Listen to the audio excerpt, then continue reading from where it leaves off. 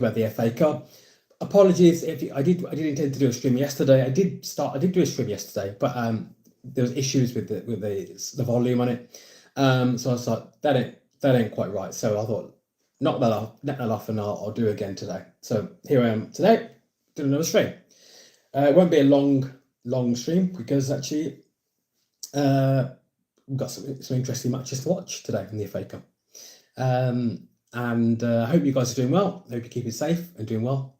Make sure that you're being careful in the weather, because in certain parts of the Midlands here, we've got a lot of snow. So make sure that you're travelling safely, and make sure that you wrapped up nice and warm. So obviously, it is the big match for me, Spurs versus Villa, and I think it's going to be a banger of a game. I personally would have Spurs as favourites for this game, just because I think Villa have a strong squad of about 16 players, and once you get beyond that first 16, the Villa squad isn't strong at all. And you're having to bring in a lot of young players and players that really are not on the level of the first 16 of the Villa team. So for me, I would say that Tottenham's squad depth is better than Villa's. I just think Villa are a better coached team, and also Villa have a better first 11 than Tottenham. So Villa's first 11, if you bring the first 11s toe to toe, who's got the best first 11? I'd say Villa all day long. I don't even think it's close. I think Villa's first 11 is phenomenal and way better than Tottenham's first 11. I just think when you start going into the squad players, I think Tottenham's squad depth is better. And I think if Tottenham put on their first choice team, which I think Thomas Frank has to do that, because Tottenham's form is so up and down, very hot and cold. Tottenham are very hot and cold, and their form is not very good. So you're really looking at a scenario where Tottenham, because there's a lot of pressure on their manager Thomas Frank, and because Tottenham's form isn't very good, they need to show up in the cup. And the FA Cup would be a great opportunity for Tottenham to win something. It'd be a very strong opportunity for them to win silverware. Palace have already been dumped out, so that the cup holders have already exited the competition. And Palace were a very good team in the cup last season. They're now gone. So it's a big opportunity actually for teams to, if they're having a bit of a dodgy season in the league, to win the fans and the owners back on side, go and do something in the cup. And so that is the opportunity there. Now for Villa, our priority needs to be the Premier League and the Europa League. So I don't really care, I'm being very honest, I don't really care for Villa to have a long run in the cup, because I would rather Villa go out the cup and the players are rested, so that we're not being stretched thin for the Premier League and Europa League. I think Premier League and Europa League are pivotal. We're third in the table in the Premier League, comfortably third as well, on goal difference to Man City. So technically we're joint second. It's only goal difference that makes us third. And so in that respect, I would rather the Villa boys focus on the Premier League and Europa League. I'm not saying I want us to lose matches. I'm not saying that. But I just think it's better for us as Villa fans. It's better for Villa to play the kids. And if we win, we win. But play the kids. Play the kids. Play the young players that are around the squad that won't really get much minutes in the Premier League. Play the kids. You play the kids and see how good they are. You're sprinkling a few first team players like Bundia, maybe Marlon. You give those guys a run out as well. But I would, Bogard as well. Give him a match. Garcia's back at right back. Give him a match. Maybe Luca Dina, maybe at left back. You put the reserve goalkeeper in, but the majority. But I would throw in some youngsters, because you want to see the young players. You want to see if they can adapt to playing against a Premier League team, which is Tottenham. So you want to see how can these players do in a big match, and playing at the Tottenham Hotspur Stadium is a big match in the FA Cup. It's a big match. Done them before, so we can do them again. Yes, Bentek. Yeah, man. Yeah, bro. Yeah, of course we can do them again. But what I'm saying is Tottenham's form is awful. Thomas Frank has not done a good job so far at that football club. They're very hot and cold. They lose and draw matches you'd expect them to win. They sometimes surprise you with matches you don't expect them to win, but they are very, very hot and cold. The character of the team doesn't seem quite right with the mentality, and it's surprising because Thomas Frank is an excellent manager. Thomas Frank is a phenomenal manager. He did a great job at Brentford. He's a really good manager. It just doesn't seem to gel at the moment. And you can argue, listen, come on, he needs time. He needs time. He's only, this is his first season at the club at Tottenham. Give him time. And I would say, yeah, they should give him time. They should at least give him a full season and then see what he's like, see what he's doing next season. But for us as the Villa boys, up the Villa, I think that we will be playing a lot of our young players and reserve players. I don't think we should be playing the big guns. Ollie Watkins should be on the bench. Morgan Rogers bench. McGinn maybe bench as well. I think we need to rest players. I really do. Our priority as a football club should be Premier League and Europa League. Because if you win if you get top 4 Premier League, we've got Champions League football. If we win the Europa League, we've got Champions League football. We're guaranteed. So either way, it is what it is. I think they're the priority. So I think, yeah, we can look at the transfer window and say, okay, we can bring in a few players to help the team. Fair enough. I think the young Brazilian lad might play tonight in a few hours. Great. Let's see how good he is. It's early days though. He's only been in the club a couple of weeks, but yeah. So I wouldn't be judging him too much at the moment because he's only been at the club a couple of weeks. Joshua Smith, up the Villa. Yes, mate, up the Villa. Joshua. Nice. I like that name. It's a good biblical name, Joshua. Mighty man of God, Joshua was as well. Took over for Moses in fighting for the promised land. So that's the biblical aspect of incorporated in the stream there. Yes, mate. Great name. Yeah, up the Villa, mate. Up the Villa. Up the Villa. Come on, the Villa boys. Listen. As a Villa fan, I want us to win every single match. Aaron, why is it Aaron? Well, and what are you saying, bro? What are you saying, bro? What are you saying? Liverpool 2028, bro. Listen, I don't hate Liverpool. I don't hate Liverpool. Listen. I'll tell you this truth, Mr. Aaron. I'll tell you this truth. Me and my wife and my daughter, we went up to Anfield. We did the stadium tour, Anfield. It's a beautiful stadium. I love the prestige of Liverpool Football Club. I'm not a hater. I don't hate other football clubs. I'm not weird. I ain't one of those fans that like hates every other club. I don't. Liverpool, I've got an amazing stadium. Anfield's amazing. And did you know this? The same architect that built Anfield is the same architect that built Villa Park as well. I'll say it again. The same architect that built Anfield is the same architect that built Villa Park. So it's a Scottish guy, Archibald something, whatever his name was. So actually, there's a shared history between Aston Villa and Liverpool Football Club. We have the same type of stadium. Really interesting. Yeah, Joshua, don't worry about it, mate. Some people are like that. Some people come on your stream and they start mouthing off, and they want you to get bent out of shape, get angry, and start saying things you shouldn't say and stuff like that. That ain't me. Listen, mate, no one's forcing you to come on my stream, so you know what I mean. At the end of the day, Aaron, we haven't.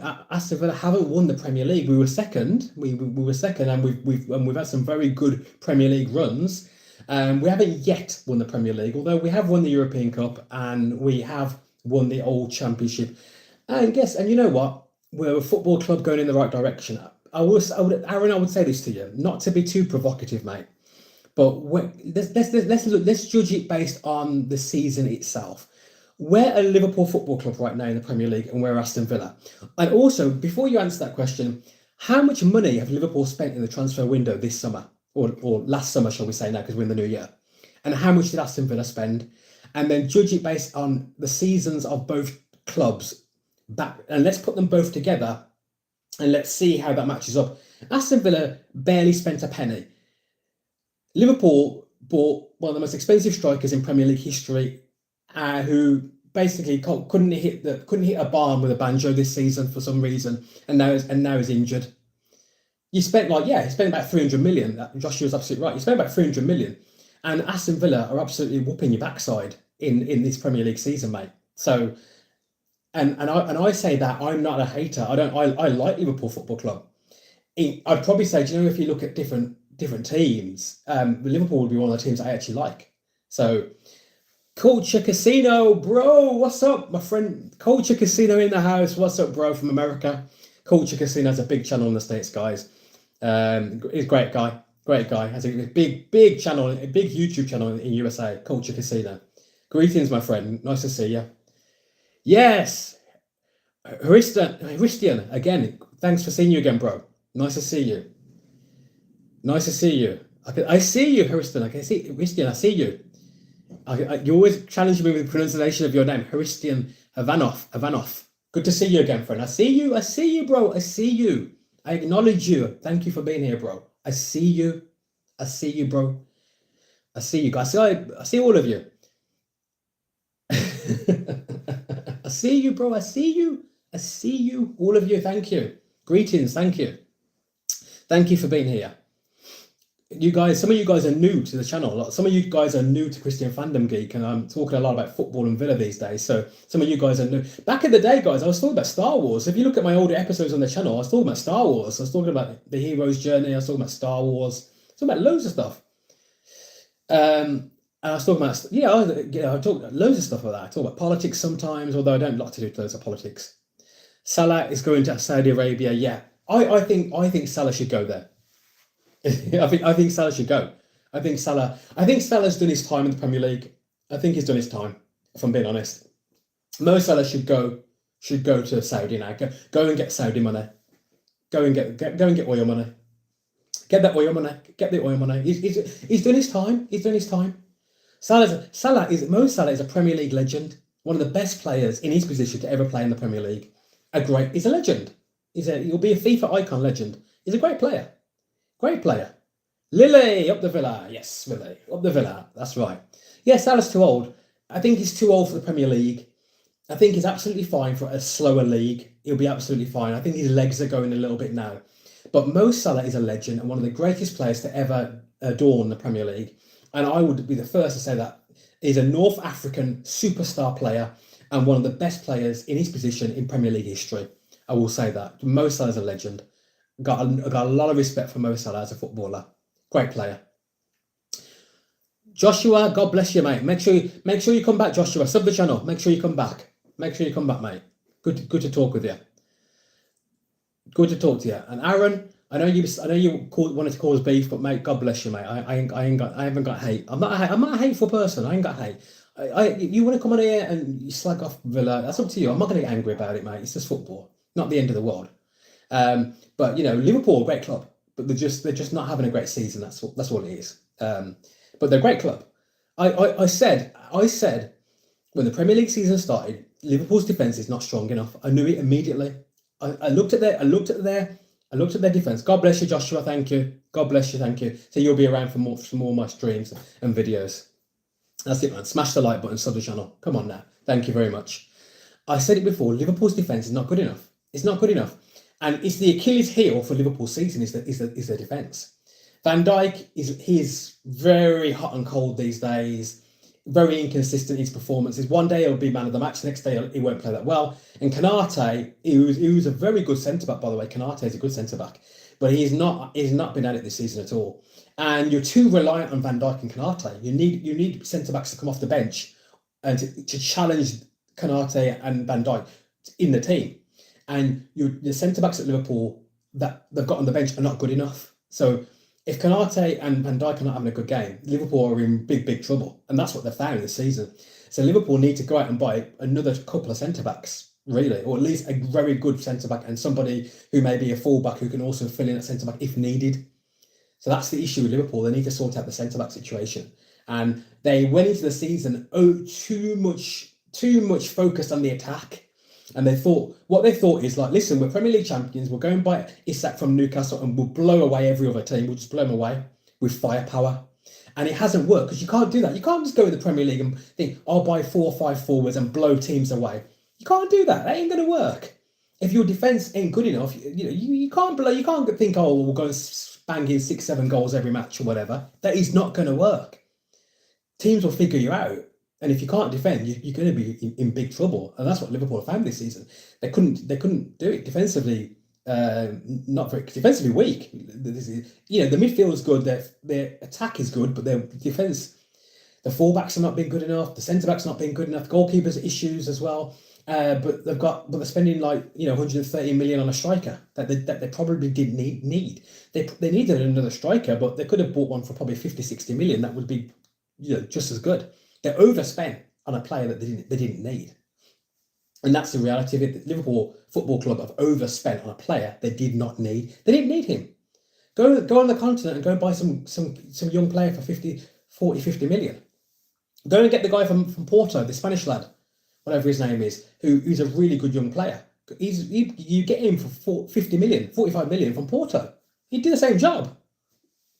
You know what I mean? He'll do the same job for you. So they didn't need this. They didn't need him. They were being greedy. They were trying to blow teams away, and they were going with bravado and probably a bit of arrogance. Like we're the Premier League champions. We'll go and get the best player, best striker. We'll blow teams away. No, you need to use wisdom. You need to use wisdom. It's a waste of money. I'm telling you right now, that money on Isak was a waste of money, because even though Isak is a good player and he probably will come good for Liverpool at some point in the future, you didn't need to go and spend 130 million on him. It's a waste of money. Go spend 45, 50 million on that lad from Porto, and then go and buy a good centre back. You could have bought a good striker and probably two good centre backs for that 130 million. You really could have.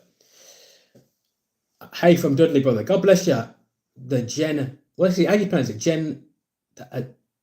What is it? The Gen tactic or something like that. Pronounce that for me. What is it? Gen X tactic, whatever it is. Well, God bless you from Dudley, mate. Up the Villa. If you're from Dudley, you might not be a Villa fan. You might be a West Brom or Wolves fan, but there you go. But greetings to Dudley.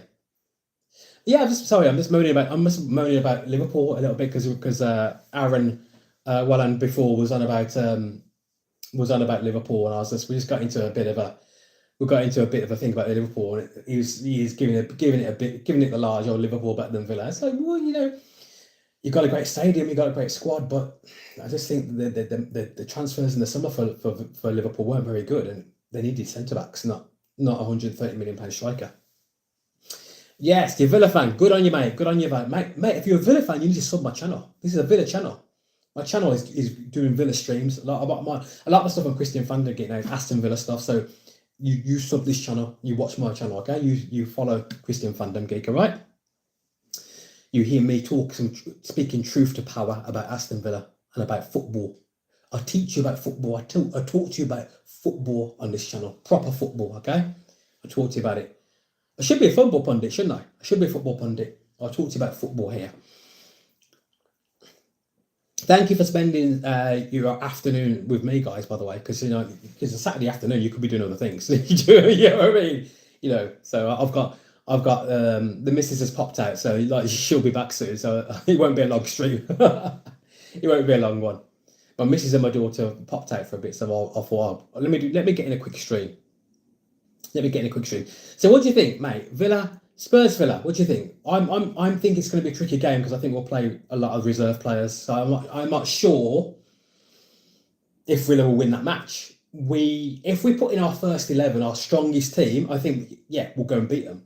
I just don't think we'll put in our strongest team. I just don't think we will do it. I think we'll have to pace ourselves for the rest of the season coming on. And I think the priority is going to be Premier League and the Europa League. So I don't think we'll put in our strongest team. And for me, I think Tottenham will put in their strongest team. And I think that's where Tottenham will have the advantage in that match. Because I think Tottenham will put in their strongest team, and I think Villa won't. And so it depends. If our young players and players that are sort of on the bench can come in and put in a performance, then maybe we could win the match. But if Tottenham put in their first 11 against our kids and a few first-team players mixed in with it, it'll be a tricky match. So it's one of them ones. And I think Tottenham will need to win that match more than Villa do. I don't think Villa need to win the FA Cup. I don't.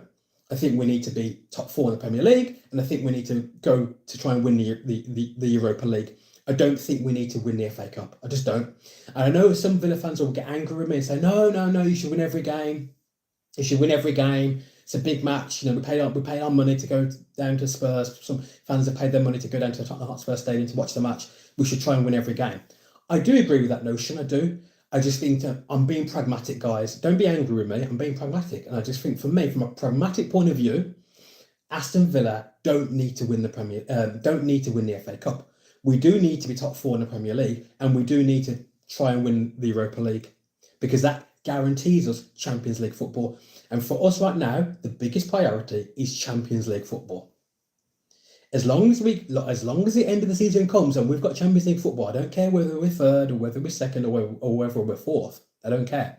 As long as we've got Champions League football, when it goes into the end of the summer, when it goes into June and July, as long as we've got Champions League football for next season, we're absolutely fine. Because in the transfer window, we can buy some good players. And we don't have to sell players for no reason, because the PSR rules and because the Premier League doesn't want Villa to do well in the league. So they come up with stupid rules that suit teams like Liverpool and Man United and Man City and Arsenal, rules that really come against teams like Villa, because it's that thing of the top six don't want other clubs in there. So the classical top six don't want teams like Aston Villa to break through. They don't want Villa in there. They don't want Newcastle in there. They don't want teams like that. They don't want Villa and Newcastle in the top six. The Premier League probably doesn't really want that. So we're going against the grain. When we're going against the flow, we're going against the tide of teams like Aston Villa and Newcastle United. When we're in the Champions League, and Leicester City, all them years ago when they won the league and we're in the Champions League, we're going against the tide, because the Premier League brings in financial rules to try and stop us from doing that benefit the big clubs. We're going against the tide. Okay, so you Newcastle Uniteds and your Aston Villas and your Leicester Cities from years ago have been going against the tide, being in the top four of the Premier League. We're going against the tide, and so we're having to fight. We're not only fighting against other teams and other managers, which is normal because that's competition, that's football, that's competition, that's what you want. We're fighting against the league. We're fighting against the Premier League that are favouring the big boys. Now, I would say this. Teams like Aston Villa and Newcastle United are big clubs. We're huge clubs. We are traditional big clubs in England. We're traditional big clubs. So there shouldn't be that bias against teams like Aston Villa and Newcastle. There shouldn't be. Yet there is. Look at Manchester City. And I'm not against Manchester City. I think they're an amazing football club. I think they're well run as a football club. I think they are. They're a very well run football club. But look how much money Manchester City have been spending the last few years. And yet they don't have to sell players, really. I mean, they do sell some players once in a while, but they're never in trouble when it comes to PSR. How is that? How is that even possible? They've just spent another 60 million on Semenya. They've just spent another 60 million. So how are they spending all that money, but they don't have to balance the books? How did Liverpool spend 130 million on Isak? How? And didn't really sell any big players themselves. There you go. Anyway, that has been fun. It's been fun talking to you guys. I've had a lot of fun. This has been a nice, fun stream. I'm going to end it going to nearly at 24 minutes. I'm going to end it. I'm going to bring it to a close in the next minute or so. Try and get to 25. Round it up to 25 minutes as a stream. That's a nice stream. That's a good stream. I don't want to do it too long, because people watch the stream afterwards, and it's like, it's like on YouTube and things like that. People don't necessarily want to watch long videos. So it's better that I just keep it about 20, 25 minutes is fine. People can watch it nice and easy there while they're having a cup of tea or a cup of coffee. Or having a beer after the football. So my prediction tonight, I think potentially Villa could get a draw. But I would have Tottenham favourites for that match if Villa play a weakened team. If Villa don't play a weakened team and we play our, Watkins up front, we got McGinn and we got Cameron, we got a proper, Tielemans, if we go full powered, and Emery's like, no, I want to win the FA Cup, then we'll win. Then I believe we'll win Tottenham. We'll win them. But I think if we're being wise and we're using wisdom and we are being pragmatic, I think we play a lot of the kids. And if we play a lot of the kids, then I believe that Tottenham will have the advantage in the match in that sense, because they will probably go with their full team.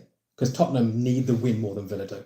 Tottenham need to win the FA Cup, or at least get to the FA Cup final more than Villa do. We need to focus on what? Premier League, top 4, and Europa League. That's it. That's it.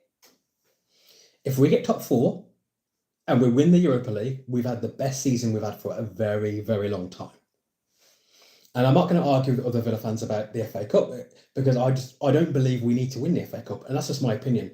Some people will disagree with me, and that's absolutely fine. I just don't believe Villa need to win the FA Cup. We need to focus on Premier League and the Europa League. Our squad is not big enough to be able to win every competition. It's not. And that's the truth. I'm not going to lie to you. It's the truth. The Villa squad is not big enough to win every competition. Imagine if we go to the FA Cup semi-final and then we're playing it almost every week. You know, you don't get a break because it's FA Cup, Premier League, then Europa League, and we're playing it in every competition, which is kind of what happened last season to Villa. Let's be honest. That's what happened last season when we got quarterfinals of Champions League, going for top 4 in the Premier League, and when we got to the FA Cup semi-final. That's what happened to Villa last season. The squad got stretched. The squad was overwhelmed with too many matches, and that's probably why we didn't get top 4. That's why we didn't get to the FA Cup final, because the squad was too much. We were concentrating on big Premier League, big Champions League nights against PSG. You know, we're playing some of the biggest matches we've played in a very long time, and we still did well in the FA Cup, and we were still pushing for top 4. It was with a squad that isn't the biggest squad in the league. So, you know, yeah, we got a bit of reinforcements. Rashford came along, Asensio came along. We got some reinforcements via loans to help out. But also, we sold John Duran, who going up to that point was our best striker. So, do you know what I mean? It's one of those things to balance the books because of PSR. So, there it is. I hope you guys have a great rest of your day. And I hope your teams, whoever you support, have a good run in the FA Cup, if that's important to your club. If it's not important to your club, then don't get too emotionally invested in it. Because if your team needs to do better in the league or in Europe, then it's better that your team does well in the league or in Europe. But obviously we all love the romance of the FA Cup. Of course you do. You know, Crystal Palace got dumped out the FA Cup today to a non-league team. That's amazing. That's absolutely amazing. They're saying it's, you know, the commentators, the pundits are saying it's the biggest FA Cup shock in history. The Premier League team, a team that won the league, going out to a non-league team. The biggest FA Cup shock in history. The biggest FA Cup news. The biggest FA Cup disruption. The biggest FA Cup scoreline for an underdog to win the match. It was essentially a David versus Goliath encounter. And David won. The biblical David beat Goliath. And that was the archetype of this match. That David versus Goliath, and Crystal Palace being the Goliath, David took him out. There you go. Praise the Lord. So Joshua, Lily, Gentic, whatever your name is, and all you guys, Benteke, all you guys that have been on there, absolutely fantastic. Thank you very much. God bless you. If you are watching this video after the stream is finished, thank you and greetings. Make sure you sub the channel, smash the like button, and share this with friends and family. You know what to do. God bless you, and I'll be with you again very soon. I'm Christian Van Geek. Have a great day.